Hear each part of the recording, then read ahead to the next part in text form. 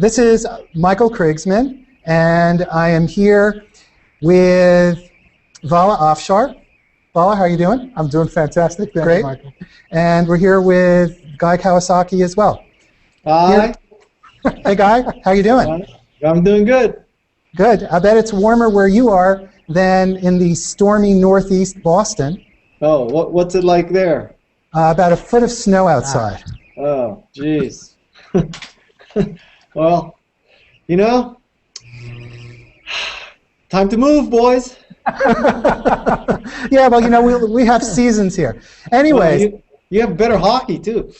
Not like in Canada. We do. So let's just dive in. This is our very first episode of CXO-Talk, and thank you so much for taking the time to join us today. Yeah, you know, what better way to end the week than be on CXO-Talk? You bet. You bet. So Guy, we're going to talk about marketing and what's going on with marketing, and how is marketing, from your perspective, how is marketing different today than past years? What's going on? Okay. I think that the individual choice and the individual voice is probably louder than it's ever been. Mm-hmm. And I attribute most of that to social media. Twitter, Google+, where we are, Facebook, even Pinterest and LinkedIn. Mm-hmm. And so it's I don't believe anymore that's, you know, it's who can afford the Super Bowl commercial and who can pay $100,000 to have a one-page ad in the Wall Street Journal. That trying to create some viral video or trying to create even a hot hashtag or getting people to quote-unquote like your page or to, you know, forward and share your page. That is a lot cheaper. It's available to more people. It's just a more democratized world of marketing. And I actually think that scares a lot of marketing people. Scares them in big companies or small companies or both? I think it would primarily scare big companies. To me, the power is shifting towards the smaller company. Mm-hmm. Mm-hmm. So you wrote a book called Ape. Yes. And which I have a feeling is something different from Swinging from the Trees. Although although I read the book, it's a great book. So tell us a little bit about it and why you wrote it, and how does Ape relate to this kind of new world of marketing? Okay, so I wrote Ape because I had so much problems. Oh, so many problems. I don't even want to think about it. Trying to fulfill an order for 500 ebook copies of a book of mine called Enchantment. And so that's when I started getting disenchanted, of course. Yeah, good cue there. You got it disenchanted with traditional publishing. And then I fell in love with Google+, so I decided to write and publish a book myself about Google+. And going through that experience, I discovered how hard self-publishing was, so I decided to write a book because, as Steve Jobs would say, there must be a better way. So the whole purpose of Ape is to explain the three stages of self-publishing with his author, publisher, and entrepreneur. Mm-hmm. Oh, and to answer your marketing question, you know, I think that one of the very most powerful things you can do for branding is to write a book that helps your brand. And now, I don't mean that so much quid pro quo that, you know, the reason to write a book is to help your brand, but I believe if you write a book that has value, one of the natural outcomes is to help your brand. So the book was kind of almost a self-help description of the pain that you went through to help others avoid that pain. Well, I mean, I would not say it's self-help in the sense of, what is that actress? Yeah, it's not one of these, you know, sit under crystals and, you know, contemplate your navel and do yoga. I mean, this is a real sort of tactical, practical, this is what you have to do to succeed in self-publishing. And I know, Vala, you had some questions about it as well. Yeah, no, Guy, I love the personal brand advice you gave with TLC, trustworthiness, likability, and most importantly, competence. And you know, as a CMO, I recently researched the top 250 Fortune 250 CMOs, and I was surprised to see that, based on my assessment, less than 10% I thought were social, meaning collaborating on Twitter and Facebook and Google+. And so my question is, in today's hyper-connected knowledge-sharing era that we live in, can you consider yourself a competent CMO if you're not social? My knee-jerk reaction I would like it to be, of course not. You know, that's just not possible. But you know, I could make the case that if a CMO is at least enlightened enough to let other parts of the organization be engaged in social media, yeah, that's good enough. I don't know if I need to have the CMO of a Fortune 500 company posting his or her own tweets. You know, I mean, I don't need for the CEO of GM to be changing his own oil. But you know, although having said that, you know, I heard this story that at GM, the executives would never have to do anything for their car. They would just get an executive car, they would drive it in, it would be serviced, they would, you know, flip the car every year, so they really didn't have the experience of what it was like to own a GM car. So I'm not saying that either, but I think as long as, listen, I'll take what I can get, and if the CMO at least, you know, looks the other way and lets you do social media, I think that's progress. In your book, Enchantment, you thought that Twitter was the most enchanting social platform. Do you still believe Twitter is the most enchanting tool, or? I must say that I've changed my mind, and I think that Google Plus is the most enchanting tool. I like the aesthetics of it, the design, the white space. I love the total integration in Google, so you know, it affects your search results, it affects, you know, YouTube sharing, it affects everything. It's Google Local. I mean, it affects things in ways you can't even conceive of. And I also like, you know, this Hangout on Air. This is very powerful. I mean, so we're doing a Hangout on Air. You know, some people are watching live, but also it's going to be automatically archived to YouTube, and you know, people can watch it later. You can't do that on Twitter and Facebook. So for you, it's really the empowerment of individuals. Is that the core of your message, or is it the empowerment of companies through social media? What's the core of your message? I guess it would be closer to the empowerment of individuals, and I happen to believe that companies are made up of individuals. So it's not necessarily you can either empower a company or you can empower an individual. I think you can do both, because companies fundamentally are individuals, and at some level, you know, there is one human being who's tweeting as @ComcastCares, and there's someone tweeting as, you know, @Guy Kawasaki. So, and there's someone tweeting as @Virgin America. So it is coming down to a person. You know, one of the things that I think is valuable to have the CMO or the CIO, for example, actually tweeting is it helps that person, who very often can be very removed from the end customer. It helps that person actually remember what it's like and sort of walk a mile in the shoes of the customer, which you alluded to before when you were talking about GM executives who never had to do anything on their own car. Yeah. I think it is what I hope is that they might not have to like fall in love with social media, but I hope they at least see that it is a new kind of media. It is, you know, fast and free and ubiquitous. I don't know how much a Super Bowl commercial costs, but you know, let's say it's $5 million. Well, for $5 million, boy, you could do a lot of damage for 365 days in social media, rather than 60 seconds on the Super Bowl when everybody's taking a pee anyway.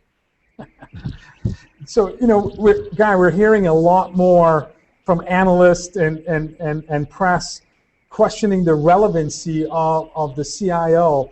There's a rising new C title, the Chief Digital Officer, and Gartner last year talked about the tech budget's going to be owned by the CMO with concepts of gamification and crowdsourcing and social technology. So if you could give advice to a CIO in terms of relevancy or your view of what is the role of the CIO in the enterprise. Well, I'll tell you what, tell the CIOs to tell the CDOs that when their network gets attacked with a denial of service, who are you going to call? I mean, there's a huge difference between CIO and CDO and CMO, man. I have great respects for CIOs. So absolutely, I don't think I don't think it's. There's a lot of other things in information besides social media. I would not, the two things are different. But let me play devil's advocate for a moment. So if we follow the APE philosophy, and we're empowering all these people inside the company and the CMO and so forth to spend more time on social media, doesn't the CIO kind of get left in the dust because now he or she is relegated to being nothing more than providing back-end boring infrastructure for all the sexy stuff that you're advocating that the marketers do? Well, but I mean, let's face it. When you go down the CIO path, you have made a conscious decision to not do marketing stuff, right? I mean, that's a point. That's a point. I mean, you obviously want to do information technology stuff, and you could make the case that one of your major customers is the marketing department. So, you're going to just have to deal with it. I don't necessarily. I think the two functions are so different that there are many places where people look at my life and they say, "Wow, Guy, I wouldn't want to do what you do for all the money in the world." And I look at their lives and I say, I feel the same way about your lives. So sometimes the grass is browner, man. My grass is plenty green. So now, as a CMO, I certainly can't imagine implementing and running our business without collaborating with the CIO and with the mega trends of social, mobile, cloud. We're all drowning in data. My biggest partner in crime is the CIO. So I absolutely respect what you have to say. I mean, the CMO should be totally outward focused, right? And the CIO, I mean, just in a sense, is trying to empower the CMO as well as other parts of the organization. For the CIO, the CMO is just one constituency. It's not the totality of the constituencies. I think that also for the CIO, one of the things that is very beneficial is to work closely with the marketing folks. Yeah. Because that's the way the CIO can ultimately be more relevant. Because, as you said, the job of the CIO, in effect, is to support these other parts of the company. Yeah. So getting back to your book, what kind of practical advice would you give? Let's focus first on the CIO. What kind of practical advice would you give to someone in IT, whether it's the CIO, anybody in IT, who wants to get closer to the business and have a higher profile and have the outside world have a better understanding of what they're doing? So, first, are you getting a lot of static and feedback? No, you're okay. We're okay. Is it bad for you? We have an audio guy here who's trying to make some adjustments now to try to. I just heard like a lot of screeching. Screeching. Oh my. Yeah. So you didn't hear that? So okay, that's good. No. So my life is filled with screeching, but this time I didn't hear it. So I think that it's kind of a market, believe it or not, it's a marketing perspective for the CIO to figure out who his or her customer is, right? I mean, and if your customer is the marketing people, then that's your market. I mean, that's who's going to provide your references, right? And who's going to vote on your bonus. So I don't really see the issue here. So you're saying that the CIO needs, the first thing is to be clear on who their market is, Yes, who they're serving. Yeah. And it is an internal market, is it not? Very often it is. Actually, that's it's a very simple thing to say, but it's also very profound. I think. Well, I mean, it's sort of the bedrock. I'm full of simple profundities. And that's why we love you, Guy. I can be wise for half an hour, believe me. And your advice in terms of relevancy to the CMO, I love the fact that you said you should be focused outwardly. How much social media and the use of social media can help with scaling your voice and your brand? When you say you mean for the corporation or for the person, the CMO? Both.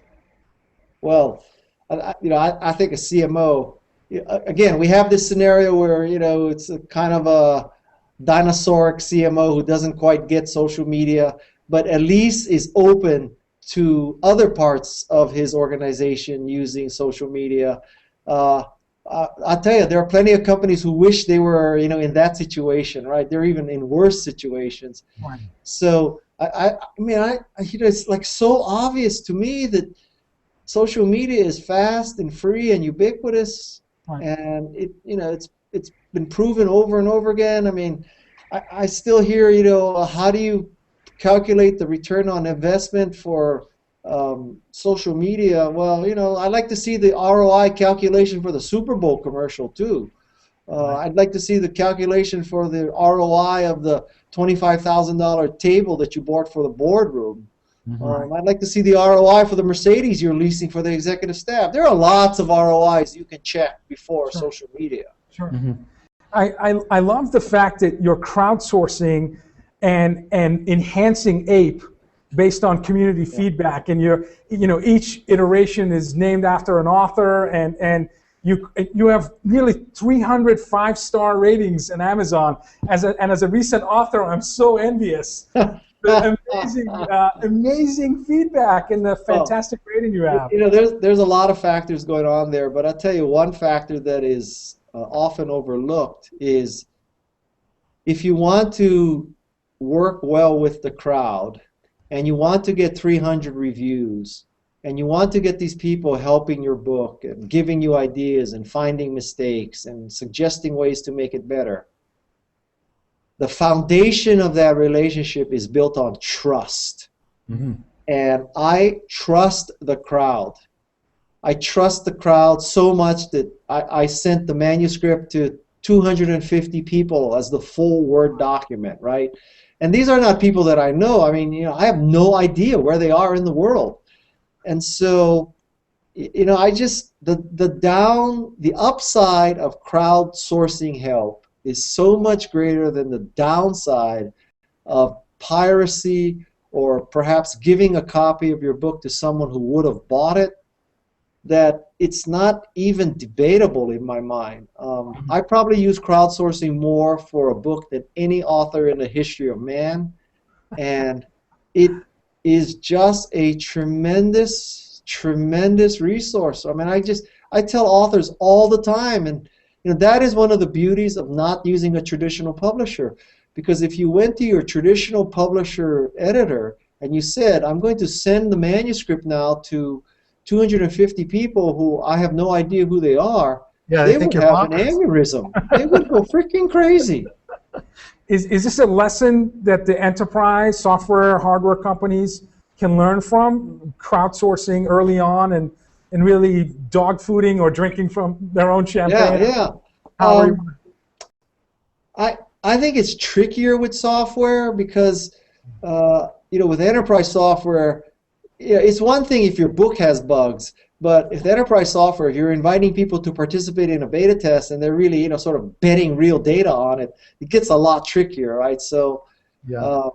but certainly I think for things like any artistic endeavor, books, film, music, to not source the feedback and suggestion of the crowd and early reviews is just insane. I mean, as you say, I have 300 5-star reviews. I have more 5-star reviews for a book that's 60 days old than I have any reviews for some of my books that are 5 years old. That's amazing. Let's come back to your book in a minute. We have a question from Twitter, which is, and I think this is directly relevant to these issues, how can a CIO become more outward facing? So if you're a CIO, what can you do? You should hang around your teenage kids for about a day, and you will see what outward focus is. So elaborate on that a little bit. Well, I mean, I just think it's absolutely mind-bending how outward-focused teenagers are, and and I have to say that you always read these stories about, well, you have to be really careful about what you put on Facebook because college admissions officers are there and employers are there, and I have to say I look at Facebook completely different. I mean, I tell my kids, so you know that employers are looking there, you know that college admissions people may be looking there. So now use that to your advantage. So your Facebook page should show you rebuilding a church in Guatemala. It should show you winning the award for the best robotics project. It should show you, as your team captain leading the women's lacrosse team. It should show you with people of different races and colors and creeds, so that when the sly admissions officer or the sly HR person says, well, I'm going to get the dirt on this person, they go to this person's Facebook page and like, oh my God, this person is a saint, goes every summer to Guatemala to build churches, captain of the lacrosse team, best robot in the robotics competition. And this person is clearly with it. We should hire this person. We should give this person a scholarship. That's brilliant. So you're almost, are you suggesting to define a persona online? Me? Would I say something like that? Well, in a sense, I heard this term authenticity. Sure. Yeah, well, but listen, I'm not saying you should try to put lipstick on a pig, but there is marketing. I mean,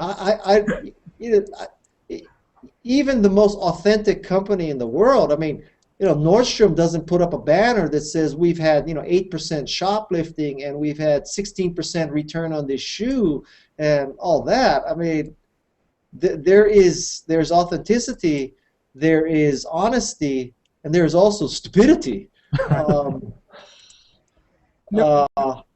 don't think you should ever lie, but I don't necessarily think you have to wash all your dirty laundry in front of the public.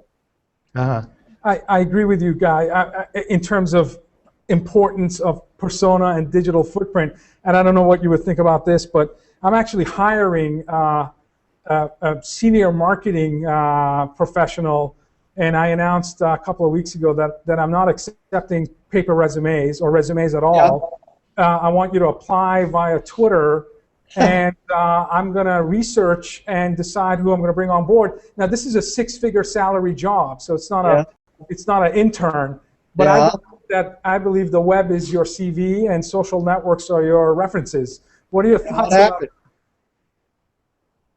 Have you done it already? So I started the recruitment on February 18th. I'm ending March 18th, and I can tell you. So in a week or so, our recruitment period ends. And so far, I have 24 unbelievable talent across the country applying for the role.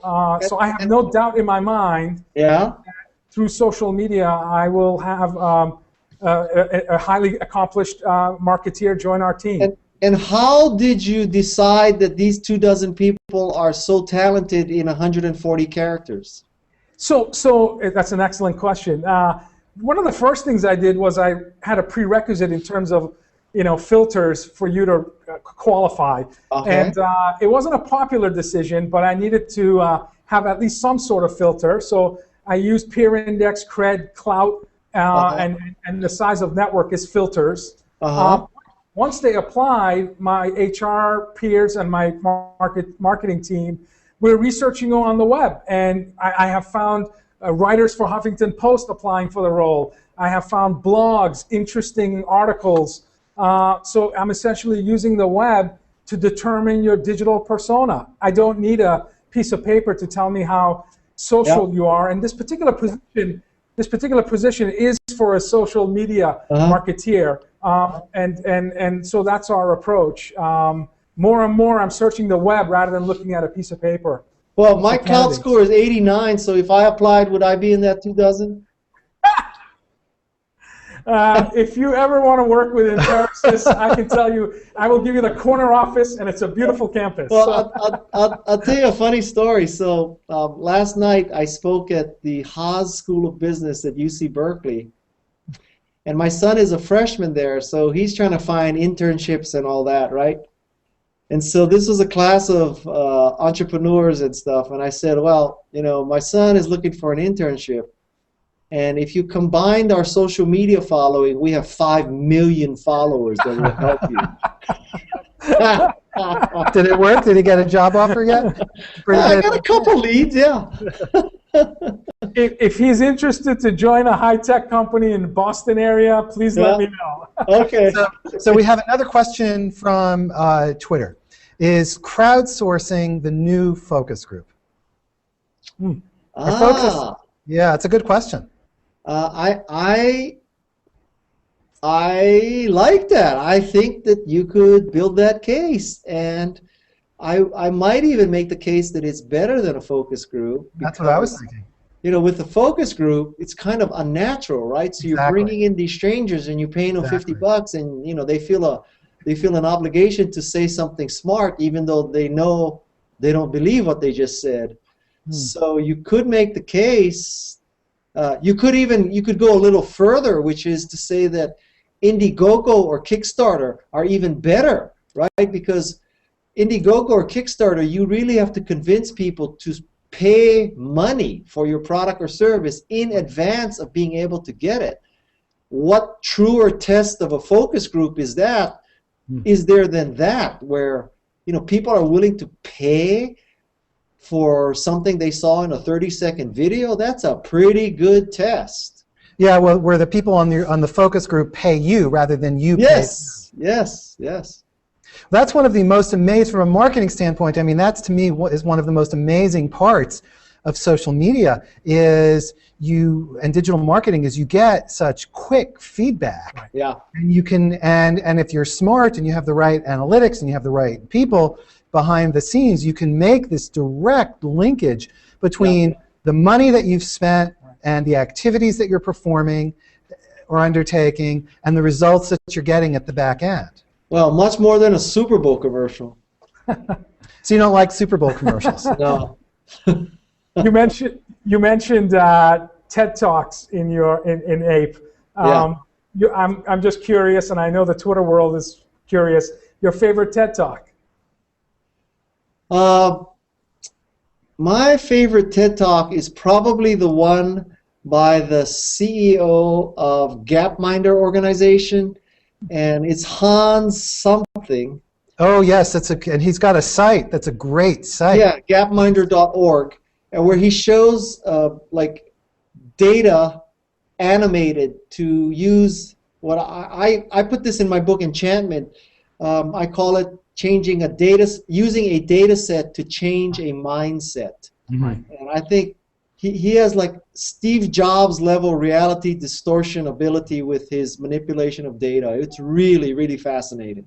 Yeah, that website Gapminder is phenomenal. What he does with the graphs and so forth. Yep. Excellent.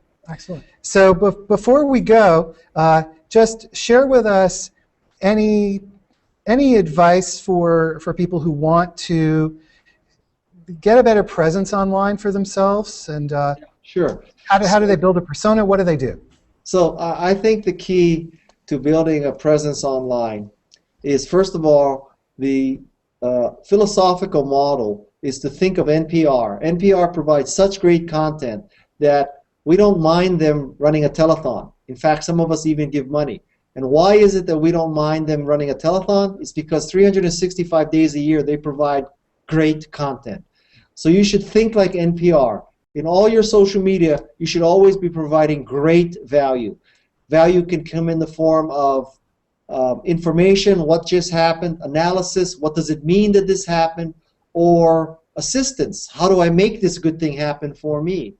And so what you want to do is provide this kind of information so that you establish a positioning or a branding as an expert in adoption, an expert in social media, an expert in, you know, upgrading to Windows 8, whatever it is, even impossible things. And so what you want to do is establish this so that you are a go-to person. And as an author, you should do this so that when you come out with your book, you have great credibility and they buy your book. But generally speaking, I mean, that's the way to succeed in social media. Always be providing value. This means most of the time you're not generating content, you're curating content, you're finding great content. Mm-hmm. And what about how do you cut through the noise? So let's say you're doing a great job at all of this. There's so much noise out there today. How do you get your content to rise up to the top so people see it? I think that you just have to depend on the crowd to be smart enough to make your cream rise to the top. It's just an act of faith. So they say luck favors the well-prepared, something like that? Something like that. Well, luck prepares the luck. Luck favors the lucky. I think luck favors the people who are willing to grind it out, and I am willing to grind it out. Hustle. Luck favors the hardworking. That's right. Yeah. The people who are willing to like work your fingers to the bone. Right. Or work a contractor's finger to the bone. Yeah. Great. Well, Guy, thank you so much. Thank you. Guy Kawasaki, who is My the pleasure. investor and author of the book Ape. And I read the book, and it's just a great book. Thank you. Take Highly care, recommend. everybody. Thank Thanks you. a lot. Thank you, guys. Take Bye-bye. care. Bye-bye. Have a great day. You too. Thanks.